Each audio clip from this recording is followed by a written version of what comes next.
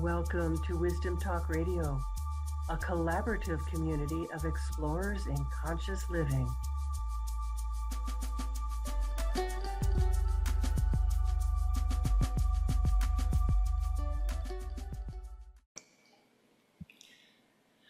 Consider for a moment that the universe is always in creation.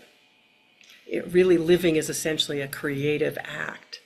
And while you may not be a singer, a painter, or a poet, or think of yourself as any kind of an artist, yet because you are alive, because you are part of the universal field, you're in creation. You are a creator. I often speak about creative intelligence, and I write about it. And it's to me, it's the most fundamental connected place, the way in which we are connected with the universe. So not many people, though, speak about creative intelligence. Doesn't have nearly the amount of literature written about it that, for example, emotional intelligence does. But my guest today does talk about it, does write about it. And so I'm really excited to see where we connect and what we might create together today. So stay with us and welcome. Welcome to Wisdom Talk Radio. I am Laurie Seymour, host of Wisdom Talk Radio and CEO and founder of the Baca Institute, home of the Quantum Connection Process. So you can go over to the Baca Institute and discover your unique connection with the essence of who you are by taking the Quantum Connection quiz. We're each designed to connect with Source differently in our own unique way. And knowing what your own style is opens you up to a deeper connection with the universe. It makes that more easeful, not necessarily more possible, but more easeful. And that is the secret to creating what you truly want in your life, because who you are is exactly what is needed. So my guest today is Christopher J. Miller, or CJ, as I'm hoping we can call him today. He is an artist, author, and speaker who considers himself a lifelong spiritual learner. His awareness in the art studio has taught him many lessons. Many people try to describe their experience of being in the zone or in the flow during the creative process. Some claim that a greater power or divine guidance assisted them. But what is this state of consciousness, and how do we replicate it? CJ rediscovers his connection to creative intelligence whenever he enters his art studio. His book, The Spiritual Artist, his retreats, and podcasts help people recognize their creative DNA, find their inner calling, and recognize their connection to all that is. Welcome, CJ Miller, to Wisdom Talk Radio. Welcome, Laurie. I'm excited to be here. Great. Well, so I know I want to talk about creative intelligence. I think you do too. But let's maybe put a little groundwork in before we leap into that. And so if you could talk a little bit to what you mean by a spiritual artist, and then maybe something of how did you become one? Still working. It is through creativity that I became a spiritual artist. And I was trained as a spiritual coach through the Centers for Spiritual Living, and went through a very extensive training program of self-awareness. At the same time, and probably since, believe it or not, since the year 2000, I've been painting. And what I realized when I paint is that when I'm in that place that you just described, when we talk about that place of flow, and when I'm connected to that canvas and that painting, and I'm listening and I'm reacting to the canvas, and I'm having sort of a conversation with the artwork, that I am tapping into that creative intelligence, this universal one mind, divine intelligence. People use a lot of different words. For me, some people define creative intelligence as God, as some people would even say Jesus Christ. Muhammad, you name it. And I'm very clear about not putting a name to it. Um, so as a spiritual artist, which leads me into what a spiritual artist is. So we here are on the physical plane. And so we're so used to looking at everything from the physical perspective. What will that do to me? Will that eat me, or should I eat that? Right. Or Right. everything is physical. Mhm. But I realized that when I tap into what's my spiritual connection, Mhm. my looking at things from the place before manifestation, Mhm. that is what you talk about. That's your thoughts, your emotions, your feelings, your experiences. When you go to that spiritual level, that place before the causal level, before Mhm. effect, you become a spiritual artist because it's not so much, I tell my artists this, it's not so much how you hold the brush, Mhm. but it's how you think and feel about holding that brush. Mm. I'd say it a little bit differently, and Oh, I'm I want doing to it hear it. I deliberately. love Yeah. it. So for me, it's about because I love that you use the word listening, Yeah. and it's completely that, and it's a, a way that someone just used for me the other day, and that I've been since writing about and speaking about, becoming transparent to source, becoming transparent to all those other names that we could give it. And then listening, it is a dialogue, isn't it? And it's a dialogue where you're you're listening, you're receiving, and you're acting, you're creating. And so it really is quite a dance, isn't it? It is a dance.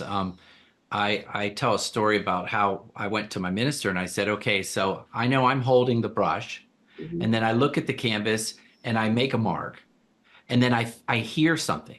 I hear my next step, Mhm. and then I make another mark. I said, so which part is God? Huh. And What did she the minister said, say? Yeah. all of them, all of them. And that's the whole complete picture that I am dancing with God, but dancing with myself. God is reacting to me, and I would say that I'm an individualized expression of God, I would too. creating with God. I love how and I love what I find fascinating the more I learn. Names are very words and names are so limiting because they are on the physical plane. Mhm. And they can't really capture a spiritual truth. We try, We right? try, we do our best. We do our best. And so I love, like I heard you use the word source. And when I think of the word source, my first encounter with the word source was Abraham Hicks. I don't know if you've ever Mhm. listened to Abraham Hicks. And there's other people that use that word. And so what I've tried to do when I focus on the spiritual is when I hear other people use other words, instead of being judgmental, Mhm. right, and saying that's not the right word, which is what as humans we want to do, right? You Mm. must use my language, you Yeah. must use my traditions, you must use. I try to look at the spiritual essence behind it. Yeah. Because the energy, the words have energy. Right, and it's So the when you're energy that tuning I into want. that, yeah. A spiritual artist works on the energy level, the energy Yes. level. So I'd love for you to speak to the energy level for me is beyond emotion. It may Mhm. include that, it may have aspects of that. How is that for you, or how do you see that? I see that very much the same way. Emotion, but emotion is part of us. And what I would tell my art students, I say emotions is just a tool. It's a tool that we have. So artists are oftentimes they think about their toolbox, right? They have certain kinds of brushes and they have certain kinds of paints. So I like to use that metaphor, and I'll say, so your emotions is just another tool, and Mm. you can pull it out and use it to express, or you can choose to step back from it, Mm. to be the watcher, to step back from the emotion and realize that you are that quiet space behind the emotion, as Right. Eckhart That told. pause between the breath. Oh yes, the silent space, which I've learned to really love those silent spaces. And likewise, all those things. So I tell my artists, it's the skill set. Someone might say, "Oh, I'm really good with oil paints." Mm. And so those are all just different tools. And so emotions are a tool that we use, and also our mind. We we are, this is hard for some people, but we are not our mind. Right. So say more, because I know what you mean, or at least I think I know what you mean. I know what I would mean if I had said that. Right. But what do you Uh, mean? our mind is like, think about like how you have a calculator and you pull the calculator out when you want to know what 2 times 4 is. Mhm. And you put it in there and it tells you. And it's a great tool. But we don't think from the calculator. The calculator is not in charge of how we guide our lives. Mhm. That's probably the key. We are the person that knows when to pull out our mind and I want to think about this problem. How do I resolve this problem? But we also know that we are not that. That is a process. And the mind, for me, I will personalize it. It's made up of how we were raised, our belief systems, the society that we're in, how we were treated as children, all those dynamics, the consciousness. There's an old term that Center for Spiritual Living uses called race consciousness. And I don't like that word, but it's the human consciousness that we bring to our problems. So when I come up with a problem, I'm bringing all the stuff Mhm. from past experience, some good, some bad, Yeah. right? So it's past. I mean, and that's the interesting part of it. It doesn't mean we ever throw that out. We don't have to throw it out. We don't have to dismiss it and say we have to go beyond the mind. It's more about recognizing that there is something beyond the mind that we can tune into, that we can tap into. Listen to it And tapping. so that is the construction you heard. That That's spirit good telling us, timing, that really. spirit speaking to us, it is tapping into us, Exactly. right? So that sense of that if we want to discover something new, then we need to tune in to that quiet space, to that quiet voice, and I would say again to source, but source, I could use so many different words for that. But it's really that space where we're tapping into something that's new, that hasn't been done before, hasn't been seen before. And we're the vehicle or the vessel or whatever to bring that through. Right. And what I like to say when you talk about your mind and all that, all those experiences and all those beliefs, I love this term, hold it lightly. Just Mm, yes. hold it lightly. Like, you know what I mean? It's like, oh, Yes. wow. Some people believe this. And so I hold that belief system and I respect Mhm. that if I use that word, if I take someone's Mhm. word that they think is spiritual and I use Mhm. it lazily or carelessly, I know that I'm going to hurt them. So I hold it word, you Yes. know? Yeah, no, that's a lovely way to put it. And I think we have to do that with ourselves too. Mm, Maybe even more importantly is hold lightly what we think to be true so that there's room for something else to come in. And to me, that is really tapping into one's creative intelligence. yeah. Yeah. And you see that you hear this word a lot lately. It's kind of more popular, be curious, right? People say, right? It's having I its do say it a lot. that word is having its day in the sun. Yes. But because it's like be curious about who you are. Like, I sit there and go, Mm. And I like to say this, Laurie, I use the term, I say little Chris. And so I'll get out of a conversation with someone and I'll say, little Chris really got irritated when Susan said that to me, right? Mhm, mhm. And so I stand back from myself. And there's a story that I talk about in my book from a Seinfeld episode where Elaine is at the gym and some guy comes up to her and he's talking in first person and he says, Jerry thinks you're really hot. And she thinks he's talking about the guy across the room. And so I use that as a tool to teach people, speak of yourself like that. Sometimes say to yourself, stand back Mhm. and say, why does Chris feel threatened by that? Why Mm. why did Chris feel that she had to understand him? Is it necessary that Sue understands how I believe about something? Is it really Mhm. necessary? Right, right. You know? Oh, hmm. So you're bringing that in to be able to bring curiosity to the forefront. Right. And you just step back and go, could it be that I feel insecure about that? Or maybe I'm not sure I believe that. And now I want to make sure that someone else believes it because I don't believe, right? All There's sorts of the possibilities. right. All those layers of revealing. Yeah. So, how did you move into this? How did you, to use your words, become a spiritual artist?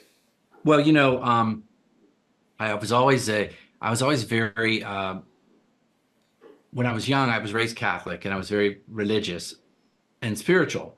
And I remember as a child at Christmas time setting up, each of us had our own nativity. That's how spiritual we were. In each bedroom, we had our own nativity, and we'd pull out these figures that great grandmother gave to us. They were hand painted from Italy, and Oh, how we, wonderful. we'd set them up, and it was this experience, a ritual. It was a That's what I ritual was for thinking. me, and I'd set them up. But when I hit puberty, I started realizing that I was gay. Hmm. And I started going to church. I was very active at the church. I did so many activities at the church. I led CCD. I taught religion to the second graders. I was drawing Noah's Ark pictures and teaching stories of love. And well, when I started seeing the minister speak badly of me or little me or whatever, the person that I embodied, Hmm. because I was embodying that, think Hmm. about it.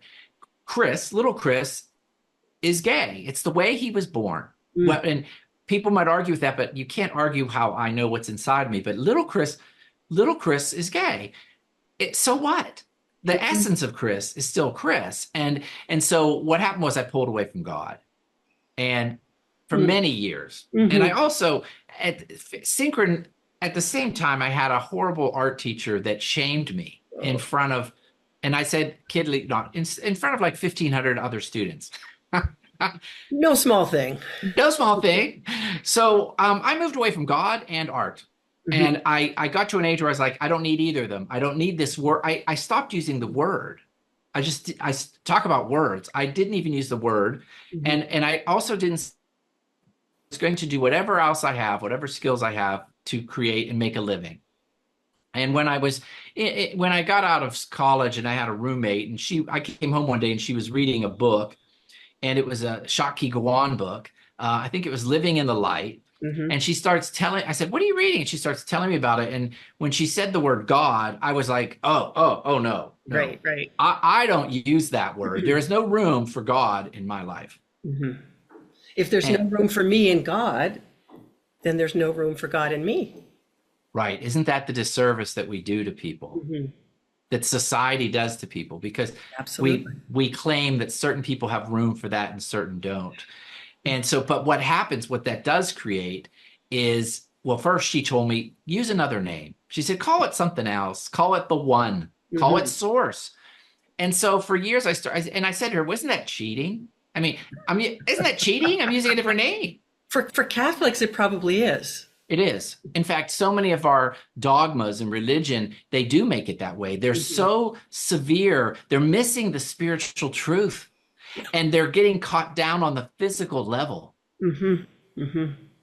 They're getting caught on the manifested level. And so it wasn't until years later that I started painting.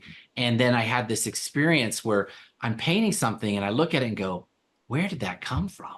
Where, where did that come from? The colors and the pattern, it just seemed to flow through me. Almost, you'll appreciate this, not in my mind, but on a level far below my mind, Hmm. in a holistic body emotion behind it, that quiet space. And so that's when I started going, well, I'm going to let whatever you call it, Hmm. God, spirit, source, Muhammad, love, divine, nature, mother nature, evolution, whatever name you want to call it, but there's a power. Hmm. This power. And it's so funny. That's why when I was reading your website and I saw you using the word creative intelligence. And I was like, she's using my word. And of course, it's not my word. Listeners, it is not my word. We I've cannot used it own for a words. long time. And it's just a word. Hmm. But for me, it most closely explained that energy that flows through me. It's a creative energy. It's the creative life force. It And is. from the standpoint, if we look at it from the lens of physics, of science, that's the undifferentiated field.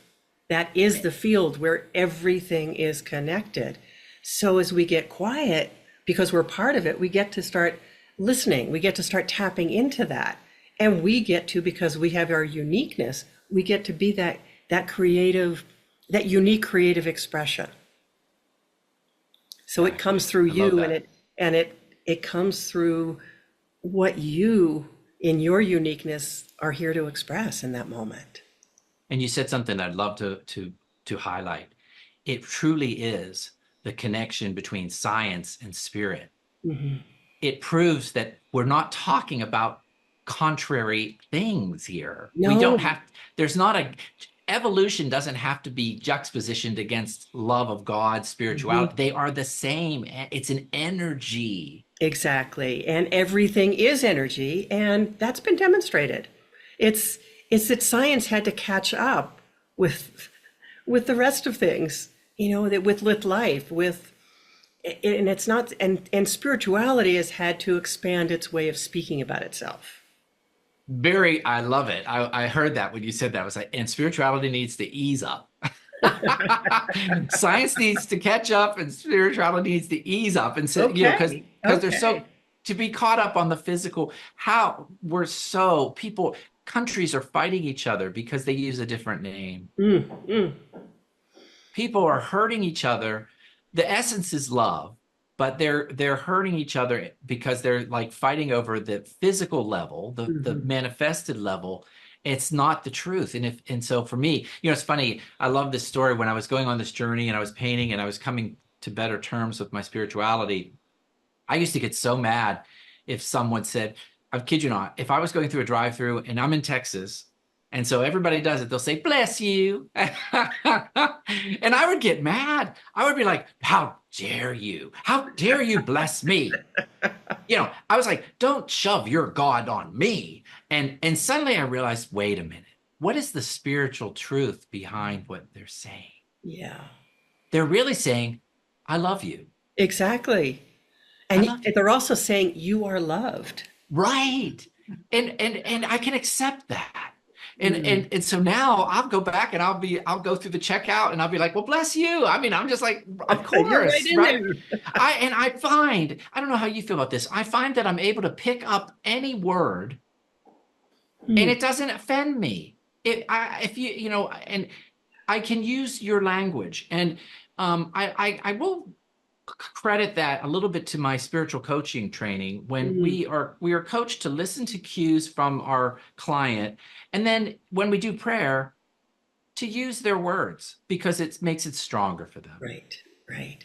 And to realize when you're staying in touch with the energy of it, it doesn't matter whether you call it Charlie or God Right. or Matilda. Right, because when I pray, I'm holding the spiritual essence in my mind. The word is just for the comfort of the client. It's Mm. just a word. Yeah. And a all-knowing, all eternal power isn't going to sit there and go, but you must call me by my name, because that is something that something insecure, right? Some Right. insecure energy would be, well, you must worship me. I don't think that's the case. I might offend some That's listeners, that. but Well, I think that's personifying that creative source, that creative life force. It's personifying it in a way that makes it the wrathful God or even the loving God instead of that energetic everything. That I heard read this or I've seen this many times, but the oversoul, that essence, that life force. now where did you? So I was reading your site. I'd love to ask you a little bit, a couple questions. Um, Let's turn this around, listeners. Okay. No, anyway. So Oversoul is a very old. It was actually I just did a sermon and I quoted Emerson, and Hmm. Emerson is actually one of the first people. He was a New Thought leader. What Ralph Waldo Emerson. He used the word Oversoul. Did you know that? Hey, I didn't. Yes, yes. It It's a doesn't. It very doesn't surprise old. me. It's an It is old. older word. Hmm. And it speaks to that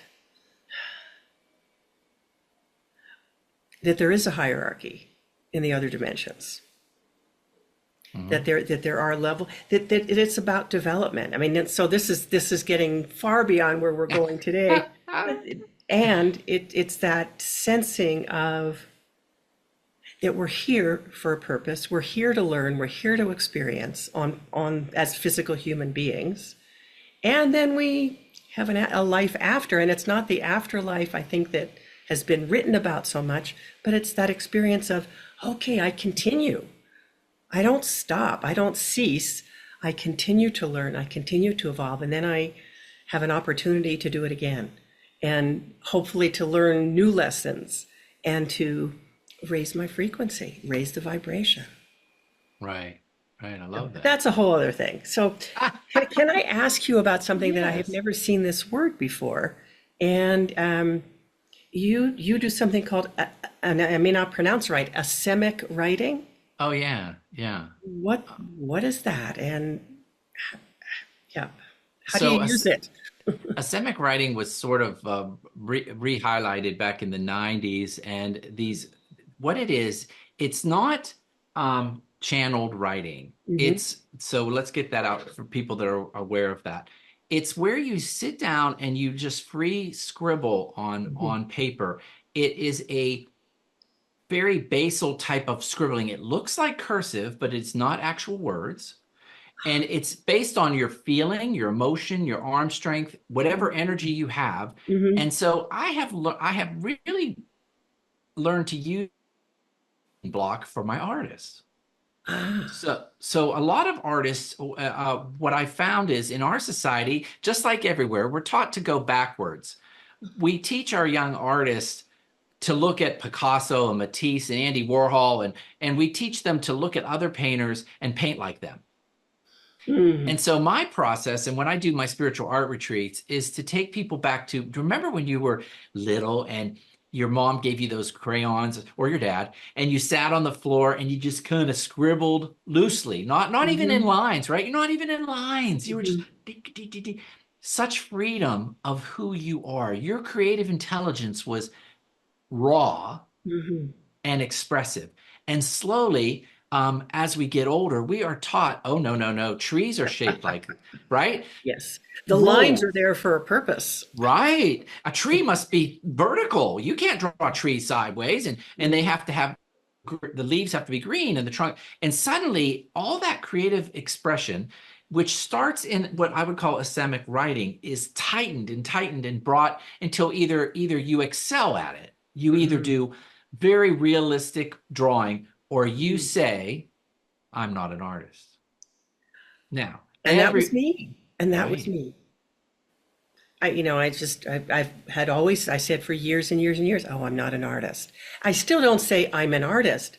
And yet I am You in are an everything artist. I do. In doing this, I'm an artist. In cooking, I'm an artist. In creating my home, I'm an artist. So I read that in something of yours. I, I so appreciate that you have such an expanded definition of what it is to be an artist, of what it is to be creative.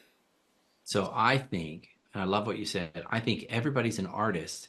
A spiritual artist is someone that does it consciously. Consciously, yes. Okay. So when you cook, if you're sitting there and you're really present and you're going, oh my gosh, what if I try some basil? Oh, and you're listening to intuition and you're just Mhm. making this mix, you are a spiritual cook, right? Exactly. It's an Exactly. artist. It's an artist. And it's an art form, and it's not something, yes, you could go to school and just like so many things, we may need to learn the basics, but then we get to tune in. Then we get to see, oh, let me see if my hand goes for that spice. Wasn't that odd? Right, Wonder what that right. does. And you know what's funny, Laurie? I don't know. Sometimes I don't know. I have so many artists come to my retreats and they'll protest and they'll say, "No, you must study other artists." Hmm. And I'm going, must you? Yeah, Must really? you? Because you're still going down the path. You're starting your trail with a assumption. Hmm. Hmm. And if you could just go back, so here's a funny example. I have a son. He just turned 20, and he has an intuitive sense of cooking.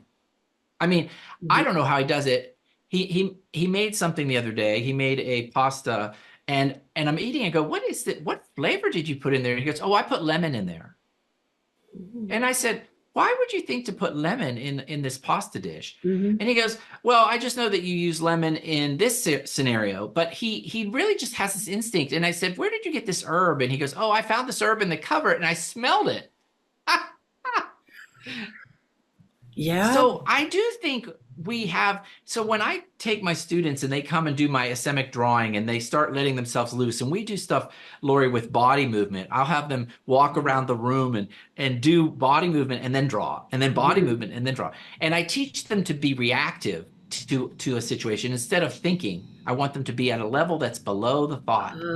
Okay. I do make a distinction between reactive and responsive. Right, right, right. Well, let's talk But about it's, that. I'd love to hear it. What's yeah, the difference well, for you? because reactive to me comes out of all those old patterns that you spoke about Ah, earlier. All the things that we've been laden with in our growing up, in our education, whatever.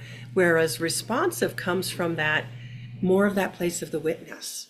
Like, let me receive what's coming in and then let me simply respond to it from this in this moment. from your genuine creative self. Yes, I like that. I'm going to borrow your words. They're not mine, so you are welcome. But responsive, exactly. And I find that when I'm in that state of play, when I'm working on a canvas, and it's just this response, and Yeah, it's that's what I thought. I didn't feel like it was a reactive, so that's why I yeah. just wanted to make mention of Oh, that well, because it's that's what gives you that's what taps you into that flow. right.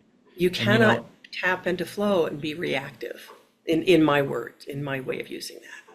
right. And I constantly try to tighten my language, but it's always a learning process. Everybody, and so I hold it lightly. Mhm, I hold my language lightly and I go, okay, I see what she's saying here. There's a difference mhm, between coming back with all those patterns. Reactive is someone cuts you off in traffic and you call them a name. mhm.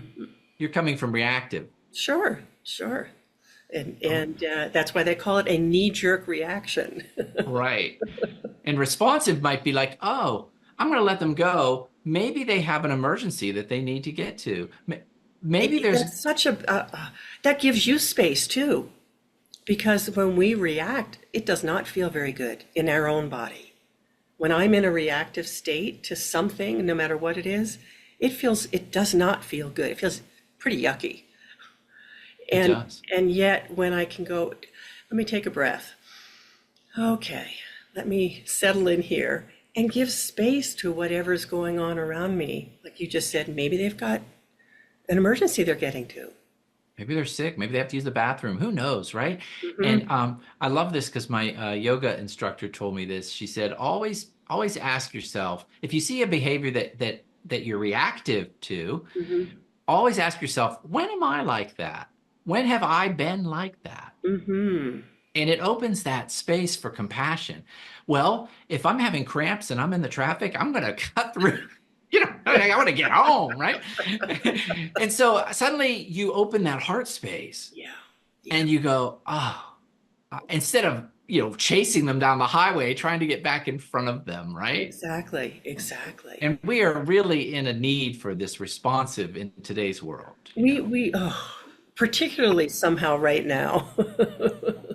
We are because then we can start to see a bigger picture, and we might start to understand, oh, there's more at play here than what we realize. That Mm, because when we're just reacting out of our old patterns, we can't see a bigger picture. right, right. So our creative resources then are limited. We Yes. can't tap into what is unknown. And I'm always wanting I always have such a sense that I wake up in the morning and there's something new, but I don't know what it is because it hasn't been revealed to me yet. So there's that experience for me of stepping into my day, not cautiously, but more of with curiosity, to use that word, but also with oh, without the set or the expectation or the assumption that I know how things are going to go. So Exactly. it leaves room for the miracles. It leaves room for those that next piece of creation to cross my path. I love what you said, and how I consider it is I call it stepping into spirit. Yes. So You're Yes. stepping into spirit, and spirit is a place. I try to explain this with a graph. I have a color bar, Uh-huh. and in the middle is green, and that is this place of love. It's pure presence. It's love. It's non-judgmental. It's not, you're not rushing to the future. So the future's Mm-hmm. on one side and the past is on the other. So we want to be in that space. I call it be in the green. But if we go to the other side, it's red. And that's when we're trying to make it happen. We're trying to figure it out. We got to get this done. We have a sense of urgency. If we are coming from urgency or fear, Mm-hmm. it's not going to, we don't have that access. You said to that creative intelligence. Our access is off. Yeah. It's still there. Creative intelligence is always It speaking doesn't to go you. away. No, it's always bombarding you, but are you, like you said, listening to it? Are you hearing it? Yeah. And on the other end of the scale is when we're depressed or we're in the past and we're thinking about, oh my gosh, why did my mother do that to me? If we're back in the past, we're Okay. also not accessing our creative intelligence toolbox. We're not getting there. No, I love that. I'm just chewing on that. We can't access our creative intelligence toolbox. Right, Yeah. Yeah. And expectations on the one hand, or an agenda, or right. living in what ifs, or why did this, or being a feeling like you're a victim to something. Both of those are I appreciate that graph. Good. And what's funny? We're not, none of us are, I'm not sitting here saying, oh, I'm above it, because I'm not. Right. I will slide on that little, it's a practice. It's a Yes. practice. Hmm. And there'll be someone will cut me off in traffic and I may be in a bad day and I'll jump back to, Hmm. or jump forward to a car accident or where I think it'll be, and so you just keep gently, gently. Oh, Oh, look at little Chris. well, my teacher would say, two things she'd say, and from a very long time ago, I'm trying to remember the name of the show, Here Come the Judge. So there's Yeah. that. Oops, here come the judge. And it's that oops moment. And the other is, oops, for a moment, I forgot who I am. And I love that because it really, oh, who I am is a connected being. I'm part of all of what exists. But when I forget that, and it happens in a moment, Oh, especially as you know, because you deal with, the backgrounds, especially if it's a trigger, something in your past or some past hurt or some mhm, body pain body that you're still holding on to, yeah. yeah, So then it's not to judge ourselves, because then we're just really down that rabbit hole, and we're getting further and further away from that creative intelligence toolbox. right, right, and the solution's often right there. Uh, I was going to share a story, but I thought maybe I shouldn't. But because I talked to friends and said I have a friend that was having some health issues, or he thought, okay, this is funny. He got some tests back and he was starting to jump. He was jumping to what if it means this and what if it means that, and I'm like, so I said to him, how many other times in your life have you had this feeling when it was nothing? Right? When you Mm. jump to an assumption and you found out it was nothing, he goes, oh, many times. I said, well, why don't you just hold that space? Right? Brilliant. Yes. Yeah. Yeah. Because when you hold that space, you're going to hear solutions.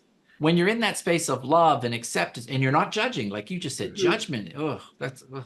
And I have a lot of that in my family background. There's a lot of judgment, right? Yeah. So I'd love for you to share before we finish today.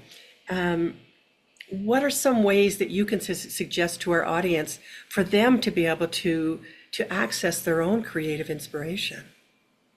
Okay, one thing that I love this is if you're listening to this, do you have what I would call a spiritual practice? And you could call it a spiritual creative practice, but do you have something you do every day to ground yourself, like you were talking about, whether that's meditation or yoga or reading a book that has motivational words in it? You should put something in your life, and I like to do it first thing in the morning. Hmm. That's, I call it a spiritual practice. When I get up, the first thing I do not look at my phone, and it's tempting. Hmm. I go and find a book by like Pema Chodron or some a Buddhist teacher, Mhm. somewhere that moves me, and I'll sit there with my coffee and or tea, and I'll read a page, and just ground yourself in presence. Mm. Mm. So then connect that to being able to access your own creative inspiration. Yeah, well, Why does that do that, or how does that do that? because it puts you in that, when we talk about that bar graph, it puts you in that space of receiving. It puts you, okay, I call it, and I hope you're okay with the word, but I call it, you're in God's space. You love is the space of God. It's the space of spirit. And when I'm in that space of love, all the intelligence of the universe is flowing through and in me, and I will get that inspired action. It will tell me, go paint. Or it will tell me, make that appointment. Like if whatever the issue is at hand, call that friend. And everybody can relate to that, where you see a friend and she goes, oh my gosh, I really needed someone to call me. And you're like, of course. And I heard. I Mm-hmm. heard through spirit that you needed Yes. that. Yeah. Yeah. That's exactly how I lived my life, is what you just described. So it's really moving to me that you speak about it in that way. And it is that space of love. And Mhm. that's how we can start to access all sorts of things. We're going to think about something that has nothing to do with what you had on your to-do list, perhaps, but that comes through because you've allowed yourself to settle enough. Right. Right. Yeah. And so going back to your question, because your question was, what do you have to do? Do nothing. Just do nothing. That's the thing. But Stop it's so striving, hard. stop That's so hard fighting. for people to do nothing. Especially here in the West. We're doers, right? We're like, go out Doers. and make it happen. But sometimes if we just sit in silence or presence, Or go and take a walk in the woods I love and just nature. breathe.